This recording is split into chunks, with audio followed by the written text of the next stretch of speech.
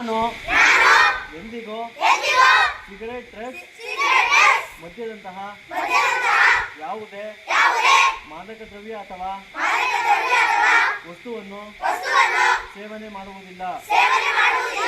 ಇದಕ್ಕೆ ಒಳಗಾದ ವ್ಯಕ್ತಿಗಳಿಗೆ ಅದರ ದುಷ್ಪರಿಣಾಮಗಳನ್ನು ಮನದಟ್ಟು ಮಾಡಿ ಅವರು ಅದರಿಂದ ಹೊರಬರಲು ಸಹಾಯ ಮಾಡುತ್ತೇನೆ.